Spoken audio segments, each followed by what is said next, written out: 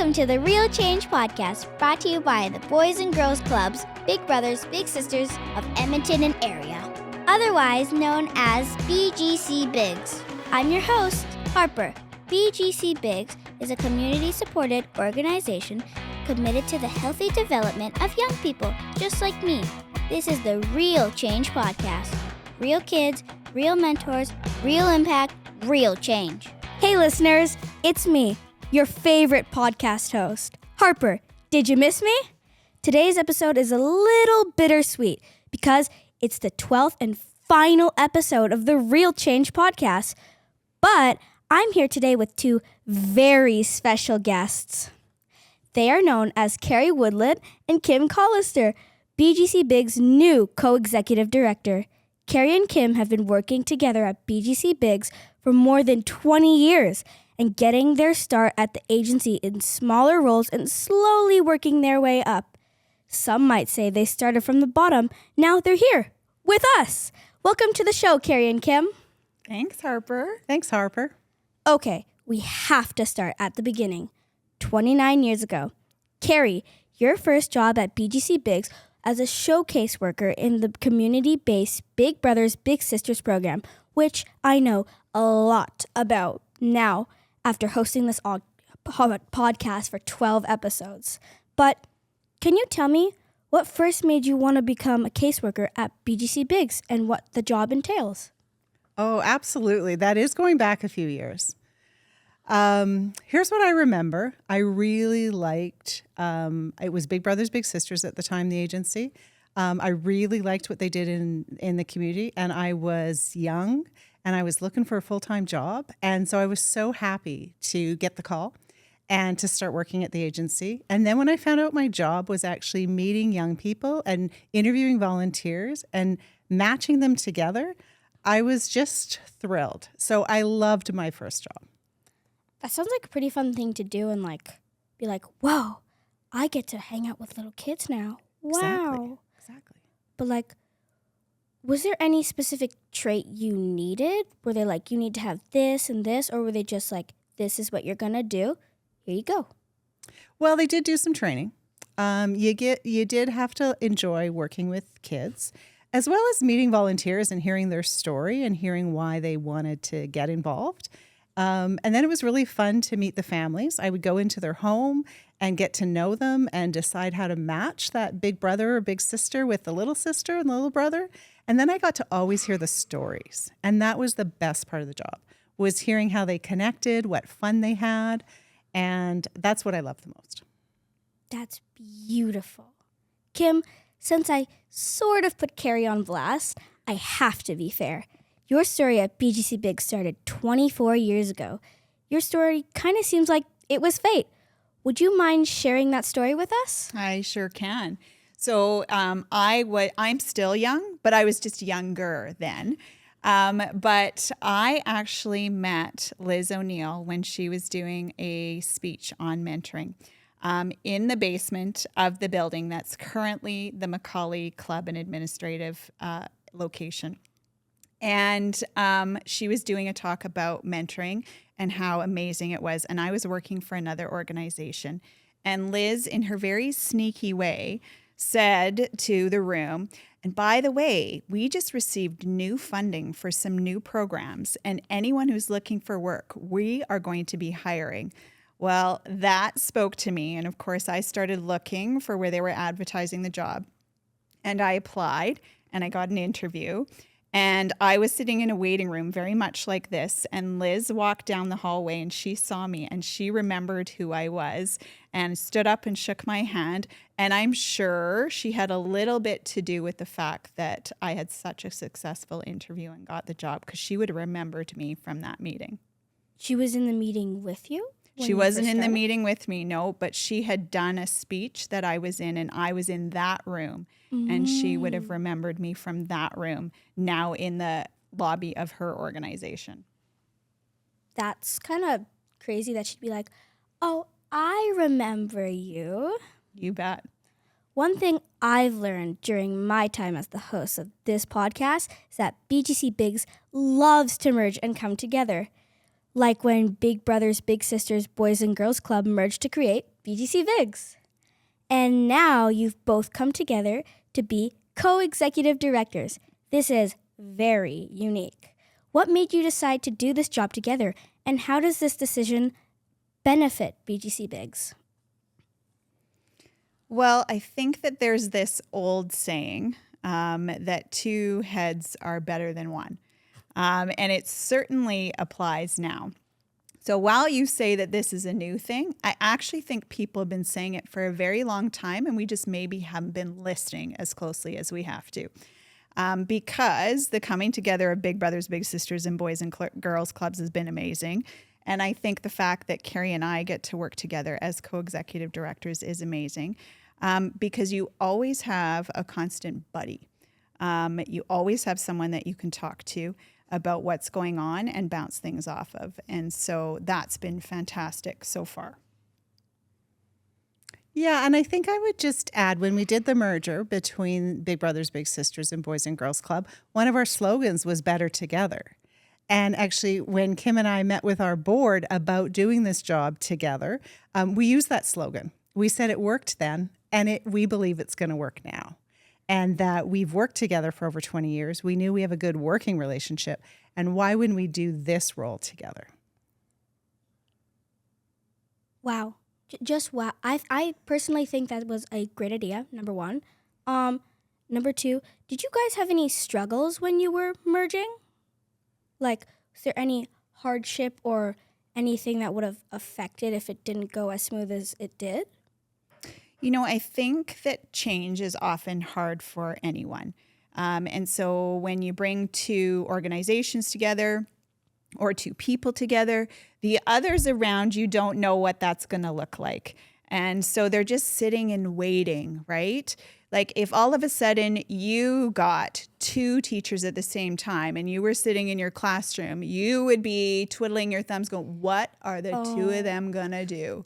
Right? And I think there was lots of what are those two organizations going to do? I think there's been a little bit of what are those two going to do? I can definitely relate to that because I do have two teachers that work together. There you go. When I read your backstories, you both said that Liz O'Neill was a mentor to you. For our listeners who might not know, Liz was the executive director of BGCBigs before you for 45 years before she retired in August. What is one of the most meaningful things Liz taught you? Kerry, why don't you go first? Oh, there were so many things. It's hard to narrow it down to one.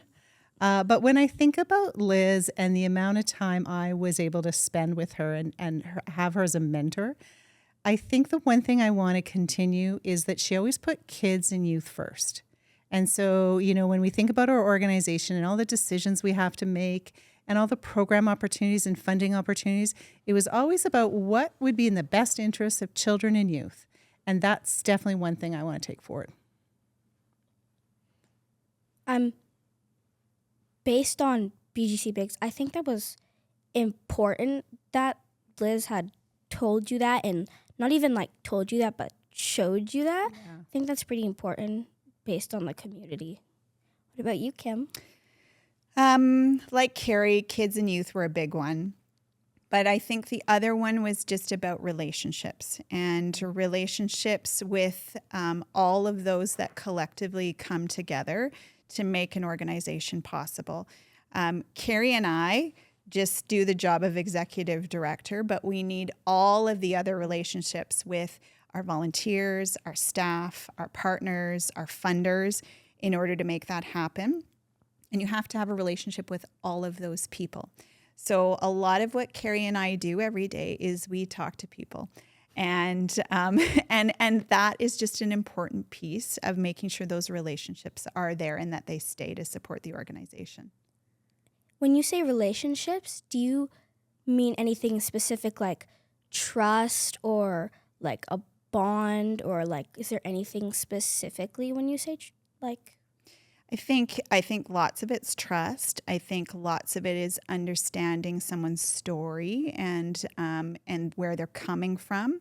I think that some of it is just making sure that you have an understanding of what someone's intention is. So I think it's all of those things. But trust would certainly be a big one when you think about all relationships. I completely agree. And now, not only are you both co-executive directors together, but you both get to be mentors to your staff, just like Liz did for you. How are each of you intentional about being mentors? What a great question. You know, I think you're right. Intentionality is really important. It is about building relationships. It is about spending time, but it's also about listening. And it's also about asking their opinions and their ideas and empowering them to be the best versions of themselves. That's what I really like, is when they come very excited about something and they actually already know the answer. And as they share it with me and tell me what they're thinking, and they already know that they've got the right answer. And that, to me, it's just that listening ear and just giving them that encouragement to do exactly what they know they should be doing. And they've already got the right answers. That's what I really like. I love that they just kind of like bring that energy. Yeah. And like, is it like they're so used to you being like, yeah, or is it just like they have that feeling? Sometimes I think it's both. And sometimes they already know they're going to be like, well, Carrie's going to ask me this and this and this, so I better come with all of the information. And then they actually already know probably the best way to go. What about you, Kim? I think Liz was really good at role modeling behaviors that she thought the rest of us should do. And I'll never forget one time she saw a piece of paper in the hallway and picked it up. And she verbally said, "Watch, I'm picking up this piece of paper," because she wanted to make sure that it was known that it didn't matter who you were, what your title was, that everybody picked up the garbage on the floor no matter what. And so every once in a while you'll catch me. I'm going outside to shovel the walk. I'm going outside to pick up the garbage. And you'll see other staff doing that too. They kind of make it a funny. I think that's really funny, and I think that's a really good memory. And I'm actually really sad that she was retired now. But I think, based on what I know, both of you are amazing. Thanks. Just saying. Just saying. Thanks for that, Harper. Thanks. Okay, Kim, I read something crazy in your backstory. Uh-oh. And I have to ask, fact or fiction? During your first pregnancy, your water broke the minute you hit send on a big project. Fact. What happened? So this is when I had my first daughter. And we were finishing our business plans for the year. And it was beginning of January.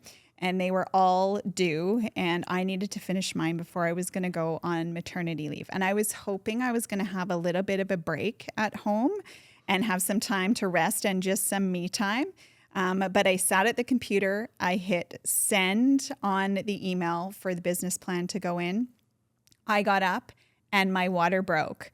And so I had to go and head to the hospital to go and have a baby. So I didn't even get any break whatsoever.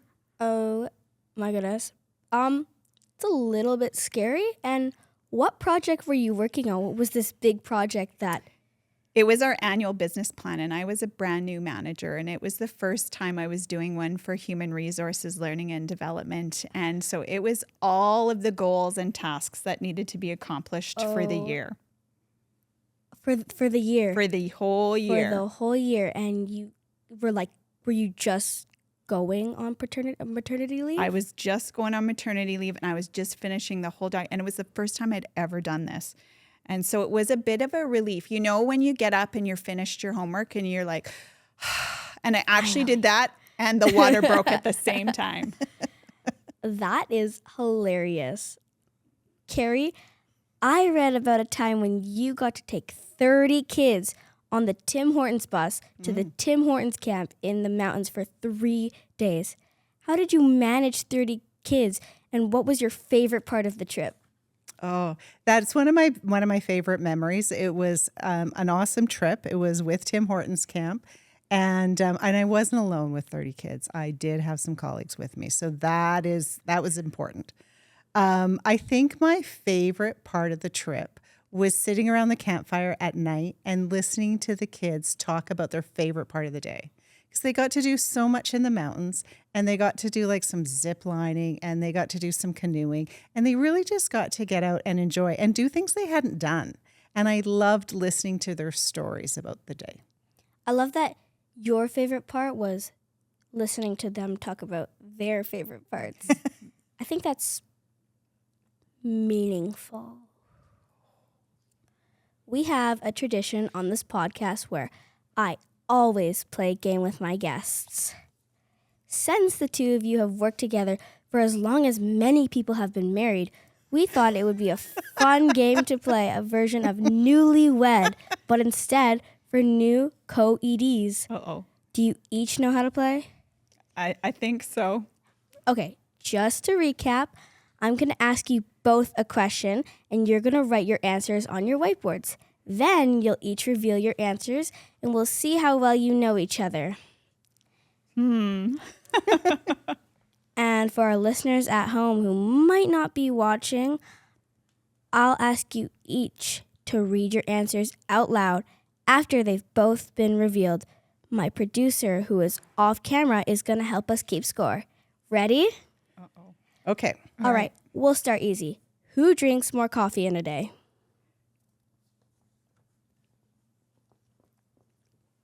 Three, two, one.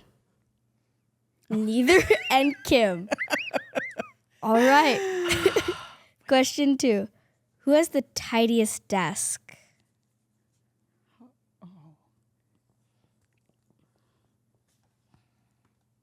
Three, two, one. Kim. Yeah. Yeah. Who is considered the good cop out of the two of you? That depends on the day, but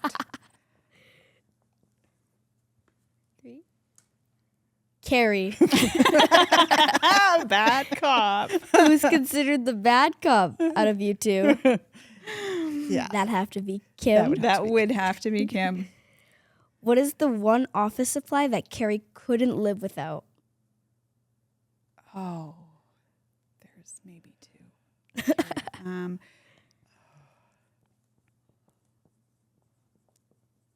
Three, two, one. Notebook and a blue pen. Oh, they go together. They do go together. They go true. together. It's true. She gets half a Blue point. pen, not a red pen? No, it is Oh a blue my pen that I goodness. always, yep. When Kim needs to ground herself and organize her thoughts, what activity is she most likely to do? At the office? Doesn't matter. Anything. Oh.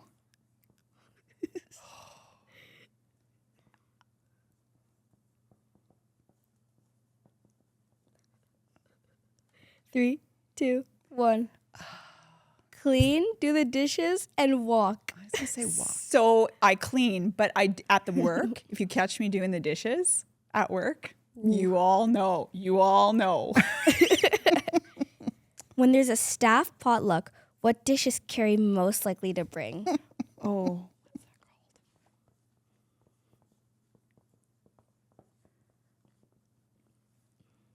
Three, two, one. Potato thing. It is. It's a Hash hash brown. brown. It's a hash brown potato thing. So Kim is right. Oh. What is the one task on Kim's to-do list that she's most likely to procrastinate? Oh, to procrastinate. Kim is not a procrastinator. I was just going to put, I don't procrastinate.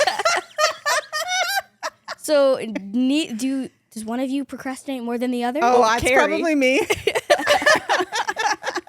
Who's the most competitive one? Oh, that one's tough too. Three, two, one. Both or Kerry? I split both because we can both kind of, Yeah. be that sometimes. But Who's most likely to get teary-eyed during a mentoring story video? Three, two, one. Kerry! yeah, that's me. What kind of music is Kerry most likely listening to when she walks her dog, Zoe? Like, are we going like genre or artist? Anything. Oh, well. I don't at all. 3, 2, 1. Well, I said pop, but top 40 is. Yeah, that's what I would 40. do. Yeah. If Kim had to choose one song as her anthem, what would it be? Oh, I feel like I've heard this before. Yeah. Oh. I'm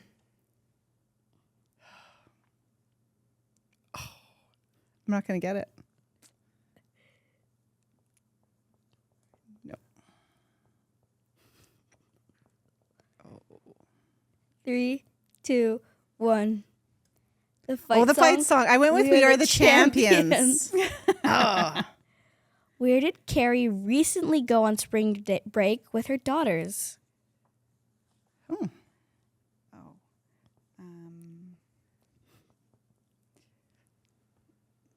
She talked about. Okay. Wow. 3, 2, 1. Arizona, Phoenix. Oh, there we go. There we go. It is. Which faraway city did Kim recently go to visit her daughter?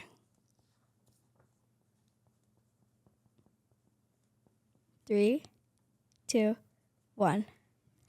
England. London, England. Wow. Okay, last question. Okay. Who has the more difficult time logging off or clocking out of work?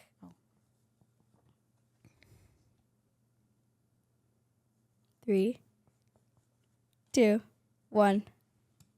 Both. And Kim. That was so much fun. Should we find out the results? Drum roll, please. 10 out of 15. How is that? Awesome. Really? Awesome. Oh, yeah. I'd was say that fun. was pretty close. I think that's so, the right? last score I got on my test. So, yeah, I'd say that's pretty close. We're almost at the end, but I just have 2 more questions for you both. First, as a new co-executive director embarking on this amazing new adventure together, what are your hopes and dreams over the next 5 to 10 years for BGCBigs and for the young leaders you want to develop along the way? Well, I guess we sometimes use this analogy of flying the plane. So we hope that the plane stays in the air. No, just kidding. Just kidding. Kim likes to be funny. I like to use analogies. And so, no, but I think, I've been asked this a few times. And of course, you get asked this a lot when you're taking over from such a strong leader for 45 years. And so I think for Kerry and I, it's just ensuring that we continue to do the great work for kids and youth in the community and that we're able to adapt to the changing needs. Because we know that young people's needs adapt and change as their circumstances and surroundings change.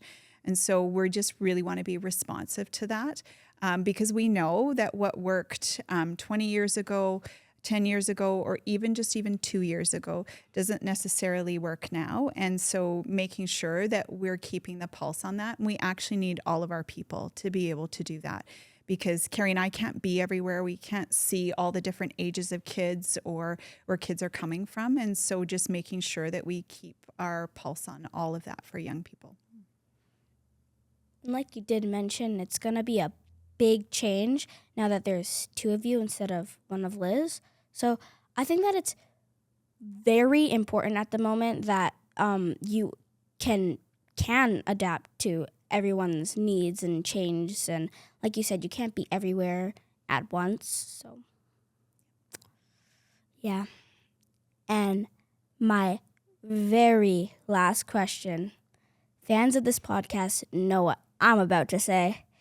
If you had to give each other superpowers, what superpowers would you give the other person? Well, when I think about that question and I think about Kim, and she did it just as we left the office today. Kim has this walk. You know when Kim is walking somewhere because she walks fast, and then you're like, is she late? Who is that? We all know it's Kim. And so I'd have to give her teleportation. I would just like to help Kim get someplace faster because she has so many places to go and she's so busy. So I would help her that way. Okay. Thanks, Kerry. You left out that I walk sometimes with a bit of a loud stomp too. true. So thanks for doing that, but that happens as well. I think that if I were to give Kerry a superpower, it would probably be mind reading. Because Kerry really likes to know what's going on and how to help quickly. So I would want to make sure she could read people's minds so that she could respond and have those answers super quick. She also likes to know facts and data.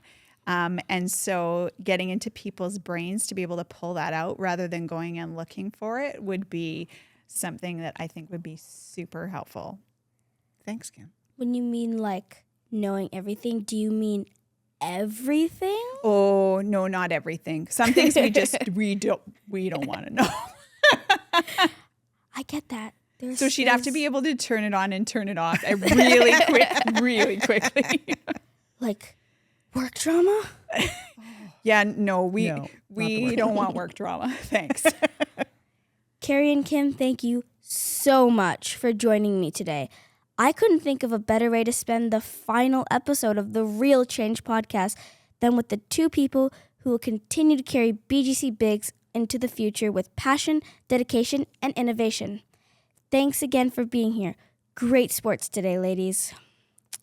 And to our listeners, I've had so much fun hosting the Real Change podcast over the past 12 episodes.